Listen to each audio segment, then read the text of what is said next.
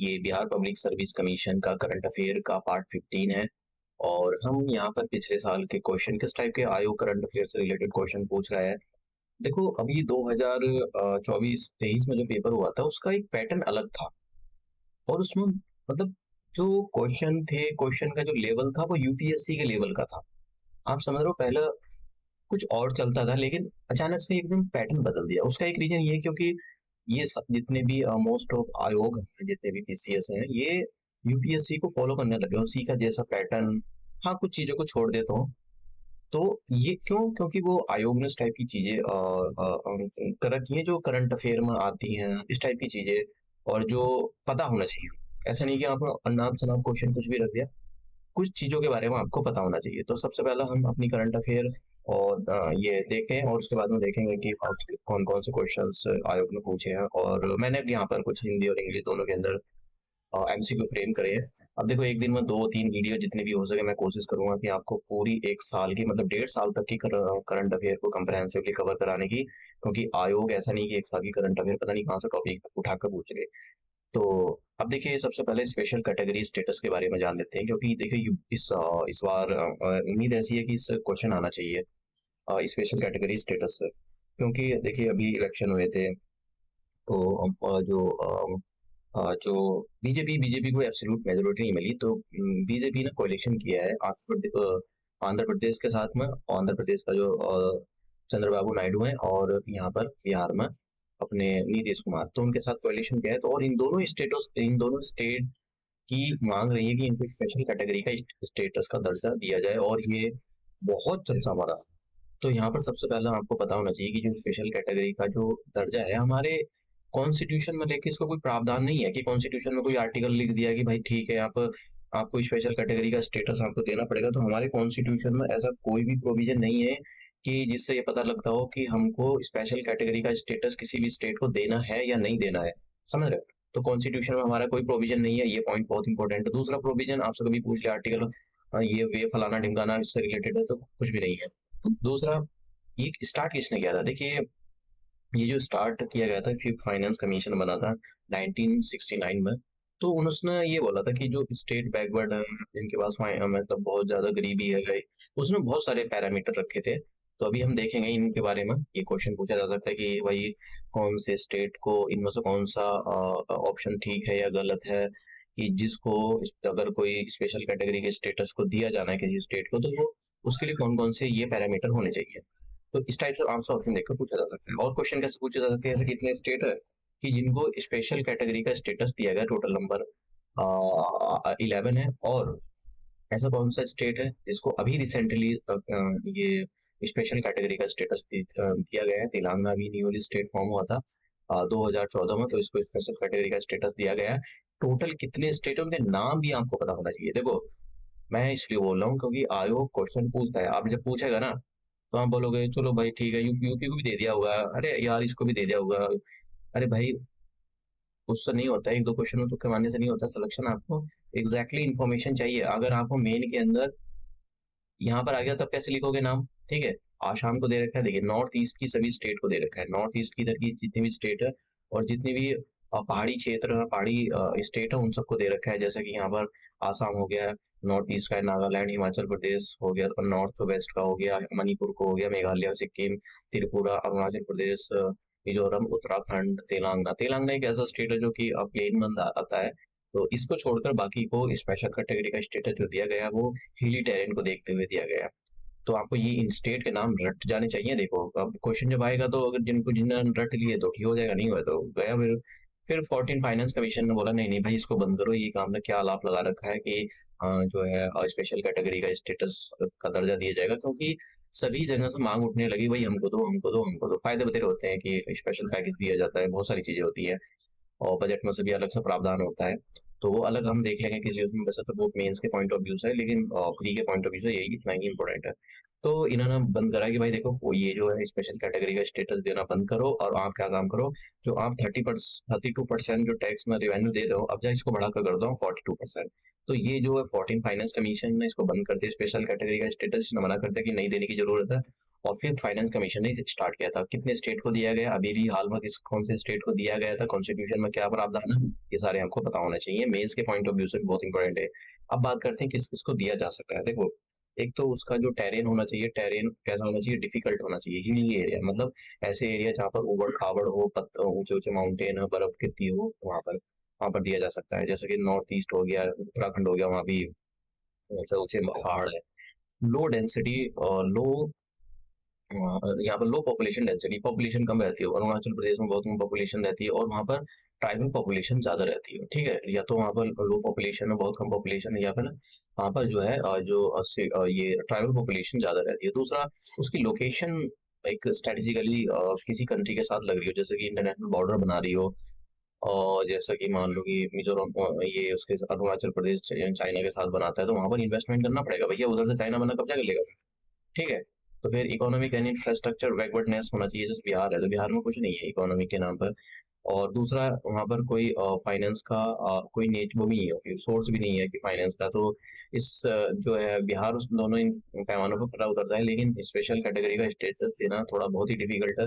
दे देंगे तो दूसरे स्टेट से भी मांग उठने लगेगी आपको, अरुणाचल उसको भी देना पड़ेगा। बहुत सारे स्टेट ऐसे हैं, जैसे कि राजस्थान हो गया, बहुत सारे स्टेट ऐसे हैं जो बैकवर्डनेस की कैटेगरी में आते हैं, तो इसलिए सरकार अवॉइड कर रही है, स्पेशल पैकेज दे देती है। अभी स्पेशल पैकेज बजट में एलोकेट किया है बिहार के लिए और अरुणाचल प्रदेश के लिए, आंध्र प्रदेश के लिए। ठीक है, तो ये मैंने सारे रिस्पेक्ट बता दी। अब हम बात करते हैं next current affair, European union. देखिए, यूरोपियन यूनियन एक 27 कंट्रियों का एक और रीजनल ऑर्गेनाइजेशन है, और इनकी अपनी खुद की अपनी पार्लियामेंट है। तो यूरोपियन कमीशन प्रेसिडेंट, तो यूरोपियन कमीशन, ये जो कमीशन है इसके प्रेसिडेंट होते हैं, तो इसी का इलेक्शन हुआ है।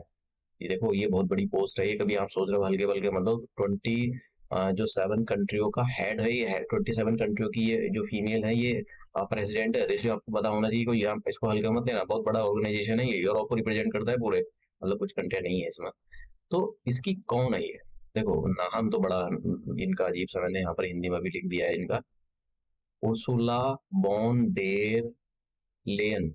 तो इनका ये जो है ये यूरोपियन कमीशन की प्रेसिडेंट बनी है, दूसरी बार बनी है। ठीक है, दूसरी बार। तो ये जब से इसके इलेक्शन होने शुरू हुए, तो ये पहली फीमेल है जो दूसरी बार इलेक्शन जीती है। ठीक है, तो आपको इसके बारे में पता होना चाहिए। इनका नाम सीधा सीधा पूछा जा सकता है कि ये बताइए, यूरोपियन कमीशन की प्रेसिडेंट हाल ही में इलेक्शन हुए थे तो कौन इलेक्ट हुई है। ठीक है, उल्टे से उल्टे उल्टे नाम दे दिए जाएंगे आपको, फिर आपसे पूछा जाएगा। यहाँ से तो यही क्वेश्चन निकलता है। यूरोपियन यूनियन के बारे में आपको पता होना चाहिए, इसमें 27 कंट्री है। ठीक है, और ब्रेक्सिट हुआ था तो वहां से ब्रिटेन इसमें से निकल गया था, पहले 28 थी तो ब्रिटेन अलग निकल गया, फिर ये 27 कंट्रीज के अंदर रह गई। तो इसके बारे में आपको पता होना चाहिए। वर्ल्ड माइग्रेशन रिपोर्ट, सीधा सीधा क्वेश्चन पूछा जाएगा। देखिए, मैंने आपको पीछे भी बताया था, अभी भी दिखाऊंगा आपको, आयोग किस टाइप के क्वेश्चन पूछता है, तो यही पूछता है कि इसने रिलीज की है ये रिपोर्ट। ठीक है, और ये जो report world migration report release की गई थी इंटरनेशनल ऑर्गेनाइजेशन फॉर माइग्रेशन, और इसने IOM ने ये रिपोर्ट जो है रिलीज की थी, रिलीज करता है, मतलब यही करता है। और पूरे वर्ल्ड में इंडिया एक ऐसी कंट्री है जिसमें सबसे ज्यादा रेमिटेंस आता है। देखिए कितना आया है, ये देखो, ये ना ये वाला इग्नोर कर देना भैया, ये रेमिटेंस, ये 2020 में रिपोर्ट आई थी, और ये इग्नोर कर देना। ठीक है, ये वाला कुछ नहीं है, वो मैंने स्क्रीन शॉट उनकी ऑफिशियल वेबसाइट से लिया था। तो फिर ये हम आपको इसमें ये याद रखना है, 2022 का डेटा है ये। कभी हम सोच रहे हो भाई ये 2024 चल रहा है, तो अरे वो 2024 में इन्होंने रिपोर्ट जारी करी है 2023 के डेटा के 2022 के डेटा के आधार पर, तो आपको इसके बारे में पता होना चाहिए। कितना रेमिटेंस मिला है इंडिया को, 1.11 बिलियन, बिलियन में है ये, बिलियन डॉलर। तो इतना इंडिया को मिला। इंडिया पहले पूरे वर्ल्ड में पहले नंबर की कंट्री है जिसको सबसे ज्यादा रेमिटेंस मिला है। दूसरे नंबर पर आता है मैक्सिको। आपसे कंट्री वाइज भी रैंकिंग पूछी जाती है कि इंडिया की वर्ल्ड इंटरनेशनल माइग्रेशन रिपोर्ट में क्या रैंकिंग थी। पहली रैंकिंग थी, दूसरी मैक्सिको की, चाइना की। कुछ थोड़े से याद रखना, असेंडिंग डिसेंडिंग ऑर्डर में पूछ सकते हो। देखो भैया, सिलेक्शन लेना है, रट्टा मारना पड़ेगा चीजों को, और TCS वैसे नहीं बने जाते, वरना एरा न तो कोई भी बन सकता है। कई लाख स्टूडेंट्स TCS का एग्जाम देते हैं, लेकिन सिलेक्शन कुछ ही का होता है। आपको पता है, आपको रटना पड़ेगा, मदद करना पड़ेगा, बार बार चीजों को करना पड़ेगा। PPT ऐड कर दूंगा, बार बार देखना पड़ता है, तो तभी होता है। अदरवाइज इसी पर कोई क्वेश्चन, कोई आप किसी का टेस्ट सीरीज लगा रहे होंगे, इसी पर वो ये बता देगा कि चाइना की रैंकिंग कितनी थी, या बस ज्यादा ही पूछेगा मैक्सिको की रैंकिंग दूसरे नंबर पर कौन था, पहले नंबर पर कौन था, इस टाइप की रैंकिंग बोल देंगे, आप अटक जाओगे। इसलिए ये कंप्रहेंसिवली पता होना चाहिए। वर्ल्ड वाटर डे, देखिए वर्ल्ड वाटर डे जो है हर साल 22 मार्च को सेलिब्रेट किया जाता है, और इस बार की जो थीम थी वाटर फॉर पीस। आपने देखा होगा कि पानी को लेकर बहुत लड़ाई है, चाहे हमारा देश हो या किसी कोई दूसरा देश हो, पानी के लिए बहुत किल्लत है। दो स्टेट के अंदर लड़ाई हो रही, दो दो लोगों के बीच में लड़ाई हो रही, दो घरों के बीच में लड़ाई हो रही, दो देशों के बीच में लड़ाई हो रही, दो कॉन्टिनेंट के बीच में लड़ाई हो रही है पानी को लेकर। तो पानी बहुत बड़ा विवाद रहा है, और आने वाले टाइम में जिस तरह से पानी नहीं मिल रहा है, वाटर स्कैर्सिटी बहुत ज्यादा है इंडिया के अंदर। एक आपने देखा होगा कि दिल्ली के अंदर, बेंगलोर के अंदर, बड़े बड़े शहरों के अंदर पानी की बहुत बड़ी किल्लत होगी। पानी की सप्लाई यहाँ पर दिल्ली के अंदर तो टैंक माफिया डेवलप हो गए, ठीक है। तो वाटर फॉर पीस, इसलिए वाटर जो है शांति का प्रतीक है। तो ये ऐसा कुछ ये थीम बना रखी है ना, तो थीम पर भी क्वेश्चन पूछे गए हैं आयोग के द्वारा। अब बात करते हैं नेक्स्ट करंट अफेयर के बारे में। तो अब देखिए, मैं समझ लो जरा ये एक वर्ल्ड देखियो वर्ल्ड वाटर फोरम, यहाँ देखो यार, वर्ल्ड वाटर फोरम, ये एक मतलब एक मीटिंग हुई थी, बहुत बड़ी मीटिंग थी।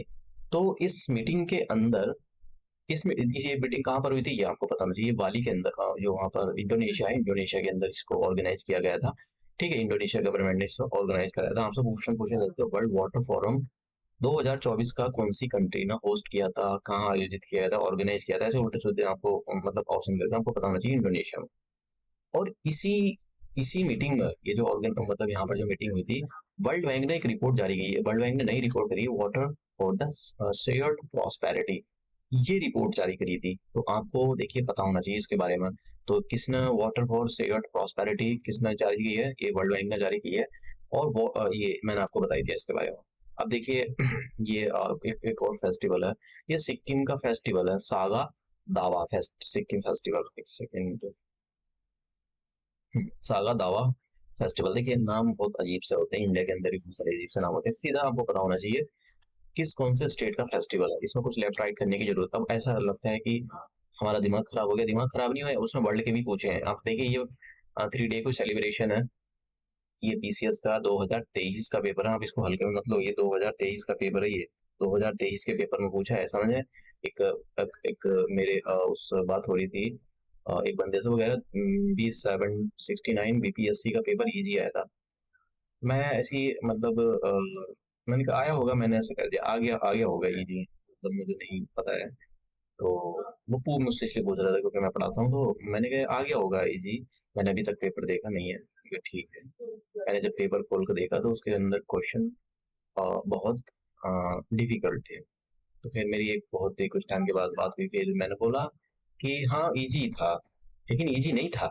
आप समझ रहे हो, कोई आपको बेवकूफ, कोई ऐसे 2-4 क्वेश्चन इजी देखकर आपको कोई बेवकूफ बना दी, ये इजी नहीं था, ये बहुत मुश्किल क्वेश्चन पेपर था। तो आप यूपीएससी का पैटर्न को फॉलो करने लग गए हैं अब। ये जो पीसीएस वाले हैं, देखिए ग्लोबल जेंडर रिपोर्ट, ये सारी की सारी कौन, ये जो इस टाइप के क्वेश्चन कौन होता है, यूपीएससी के क्वेश्चन उठा कर देख लो आप, वो इसमें मिलेंगे इस टाइप के क्वेश्चन आपको कि ये रिपोर्ट कौन जारी करता है, और ये फेस्टिवल कहाँ हुआ था। तो इस टाइप के क्वेश्चन यूपीएससी, और इसमें एनवायरमेंट के क्वेश्चन में देखकर अचंभित हो गया। मैंने कहा यार ये कैसे क्वेश्चन पूछ रखे हैं इन्वायरमेंट के, मतलब ऐसे क्वेश्चन यूपीएससी पूछता है। मैंने कहा बताओ यार, मतलब अब लोग, ये कोई कहता है कि इजी पेपर, देखो जो समझता है ना, मतलब मुझे नहीं पता है कि मतलब आपके हर एक की अपनी अपनी सोच होती है। तो हम ये वाला क्वेश्चन करते हैं, देखिए आप ये वाला क्वेश्चन स्पीकर पर, उसको लोकसभा के स्पीकर पर भेजा। ये 2 क्वेश्चन मैं नहीं कराऊंगा आपको, एक तो ये वाला, ये मैंने आपको, एक तो ये वाला क्वेश्चन आपको खुद करना है, हिंदी और इंग्लिश दोनों टाइप के विद्यार्थी इसको सॉल्व कर सकते हैं। ये यहाँ यहाँ क्यों नहीं कराऊंगा, देखो ये तो मैं, अगर आपसे हुआ तो ठीक है, नहीं हुआ तो मैं पोलोटी में कराने वाला हूँ, पोलोटी की सीरीज स्टार्ट करने वाला हूँ, हो सकता है कल परसों से या आज से ही स्टार्ट कर दूं मैं, अभी थोड़ी सी कोई दिक्कत चल रही है।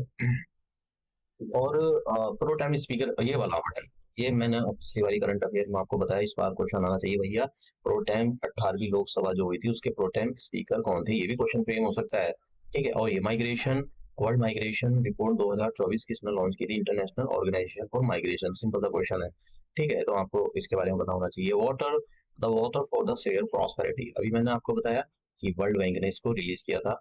देखिए वो among the following work elected speaker होता है, मैं नहीं बताऊंगा यार, ये मतलब यार क्या बताएं, आपको बता ही देते हैं, ओम बिरला जी हैं, ठीक है। मतलब ये यार, मतलब आपको पता होना चाहिए यार इसके बारे में, सो सिंपल क्वेश्चन, ऐसे क्वेश्चन पूछेगा तो फिर मतलब सिलेक्शन हो जाएगा। अब देखिए, prime minister Narendra Modi visited which of the following country in the June, देखिए जैसे उनके इलेक्शन हुए तो G7 की मीटिंग हुई थी, मैं आपको बता देता हूँ, मैंने कराया हुआ है ये एक, अगर उसके अंदर G7 के बारे में, G7 की मीटिंग हुई थी, तो G7 की जैसे मतलब जैसे इलेक्शन का रिजल्ट है वो प्राइम मिनिस्टर बने, तो वो G7 की मीटिंग जो हुई थी वो इटली में हुई थी।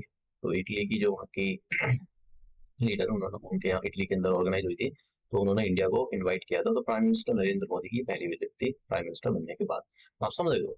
तो इटली इसका आंसर है।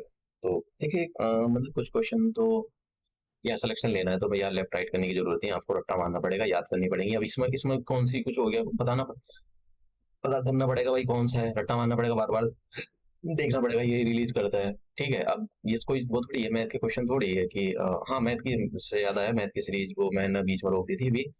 सी सेट के क्वेश्चन जो 10 आते हैं, मैं उसकी सीरीज मतलब बहुत बेसिक से क्वेश्चन आते हैं, वो बेसिक से पता होने चाहिए यार। 10 क्वेश्चन वो फ्री के ही होते हैं, उसके मार्क्स से 10 क्वेश्चन होंगे अगर आप नहीं करते तो हम ये करंट अफेयर का जो लेक्चर है यही समाप्त करते हैं और मिलते ही नई करंट अफेयर में।